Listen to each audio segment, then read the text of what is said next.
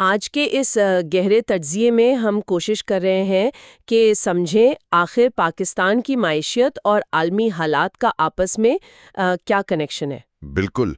और ये तज्जिया इस वक्त बहुत ज़रूरी है। हाँ, मैं तो यही सोच रही थी क्योंकि अगर हम कागज़ों पर देखें ना तो पाकिस्तान का करंट अकाउंट सरप्लस में नज़र आता है, लेकिन दूसरी तरफ आम आवाम 75 हफ्तों की बुलंद तरीन महंगाई यानी 12% पर है और रोज़ाना 2 घंटे की लोड शेडिंग भी झेल रही है। सही बात है।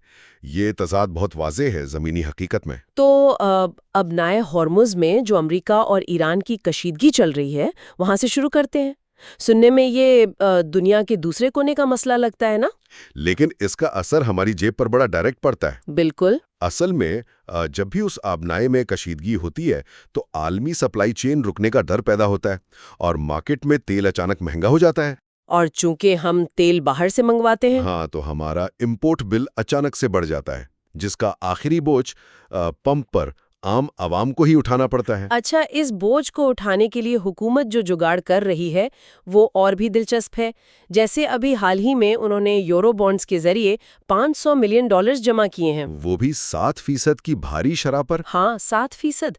और अब चीनी मार्केट यानी पांडा बॉन्ड्स की तरफ भी देखा जा रहा है। मैं तो ये सोच रही थी कि ये बिल्कुल वैसा ही है जैसे अपना घर का बिजली का बिल भरने के लिए किसी 20% सूद वाले क्रेडिट कार्ड से कैश निकलवाना। बहुत अच्छी मिसाल दी आपने। वक्ती तौर पर तो आपका मसला हल हो जाता है इससे। लेकिन अगले महीने सूद की वजह से अजाब दुगना हो जाता है। सऊदी अरब से $3 अरब के डिपॉजिट की तौसी मिली है और $2 अरब की नई सरमायाकारी लाने की बात भी हो रही है। लेकिन फिच ने हमारी रेटिंग अभी भी B- पर रखी हुई है। B-? मतलब ये सुनने में सिर्फ एक मालियाती ग्रेड लगता है। लेकिन आम इंसान के लिए इसका सीधा मतलब ये है कि बाहर की कंपनियां यहाँ फैक्ट्री लगाने से घबराती हैं। जब फैक्ट्री नहीं लगेगी तो नया रोजगार कहाँ से आएगा? सही कह रहे हैं आप। तो फिर इन आदादो शुमार का आखिर चक्कर क्या है? यानी मार्च में $1.07 अरब का करंट अकाउंट सरप्लस बताया गया। हाँ, कागजों पर तो ये बड़ी कामयाबी लगती है। लेकिन उसके साथ ही $2.8 अरब का तिजारती खासारा भी तो मौजूद है। तो ये सरप्लस कहाँ से आ गया? क्या हुकूमत ने सख्तियां लगाकर इंपोर्ट्स रोकी हुई हैं? यही असल वजह है। इंपोर्ट्स रोकने से डॉलर तो बच गए, लेकिन जब कच्चा माल नहीं आएगा तो लोकल इंडस्ट्री तो बंद होगी ना। ओह अच्छा, तो इससे तरक्की रुक जाती है। बिल्कुल।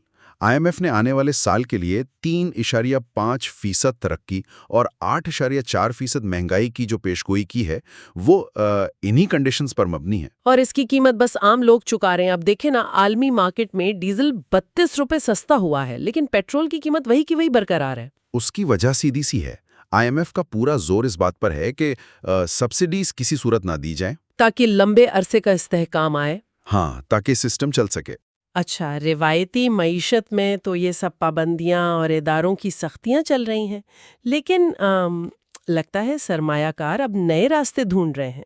नए और आज़ाद रास्ते। सही कहा। जैसे स्टेट बैंक ऑफ पाकिस्तान ने आखिरकार licensed virtual asset service providers यानी क्रिप्टो के लिए बैंक अकाउंट्स खोलने की इजाज़त दे दी है। ये एक बहुत बड़ा बदलाव है।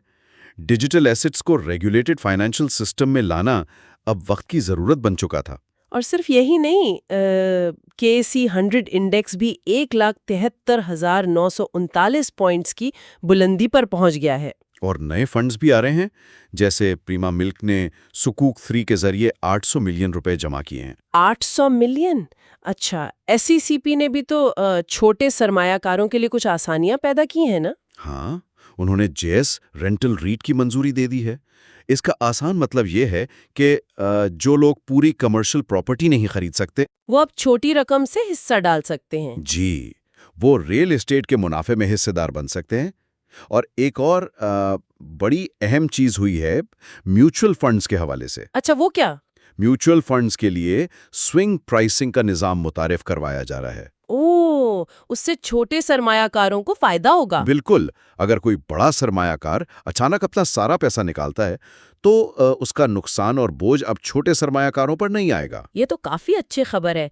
तो हमारी माइशत इस वक्त दो बिल्कुल मुतजाद रुख दिखा रही है। जी। एक तरफ फॉरेन डेट और सब्सिडीज खत्म करने का आलमी दबाव है, जिससे हम बका की जंग लड़ रहे हैं, और दूसरी तरफ नए दरवाजे खुल रहे हैं। हाँ, जैसे क्रिप्टो एसेट्स और आम फहम इन्वेस्टमेंट फंड्स वगैरह। सही। तो इन सब जराए को देखने के बाद सुनने वालों के लिए आज का आखिरी सवाल ये है, जब रिवायती मईशत इन आलमी झटकों और आलमी इदारों के कब्जे में फंसी हुई है, तो क्या आने वाले वक्त में ये रेगुलेटेड डिजिटल एसेट्स और नए फंड्स ही आम इंसान की माशी तरक्की और आज़ादी का वाहिद रास्ता बन जाएंगे?